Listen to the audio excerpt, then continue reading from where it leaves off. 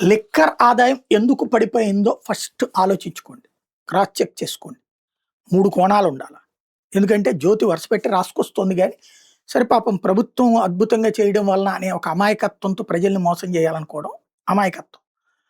Liquor తాగేవాడెవ్వడు మానల. తాగేవాడెవ్వడు తాగుడు మానేయల. ఎందుకంటే ప్రభుత్వం ఏమి తాగుడు మానేయమని ప్రోత్సహించే పథకాలేం పెట్టలా.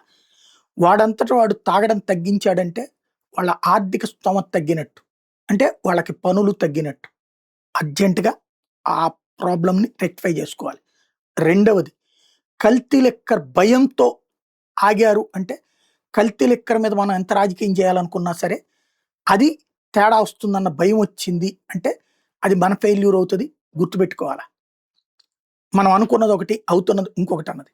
నెంబర్ 3 వచ్చి బెల్ట్ షాపులని నియంత్రించడం వలన తగ్గింది అంటే, బెల్ట్ షాపుల ద్వారా ఇంత దోపిడీకి గురయిందా? ఇంత దోచుకున్నారా ప్రజల్ని? అన్నదొస్తది. లేదా బెల్ట్ షాపుల వాళ్ళకి ఈ డబ్బులేమన్నా పోతున్నయ్యా? అధికారికంగా రావాల్సిన డబ్బులు అటుకు వెళ్తున్నయ్యా? లేదా నాన్ పెయిడ్ లిక్కర్ ఇతర రాష్ట్రాల నుంచి డంప్ అవుతోందని చెప్తున్నారు. అది జరుగుతోందా? ఇవన్నీ క్రాస్ చెక్ చేసుకోండి. ఎందుకంటే వేల కోట్ల రూపాయల సంపాదన చేస్తున్నటువంటి, చేతిలో క్యాష్ రన్ అవుతున్నటువంటి వ్యవస్థని మనం చేతి నుండి అవతలకి దూరం చేసుకుంటే, జనం తాగకుండా మానేస్తే దానంత అద్భుతం మరొకటి లేదు.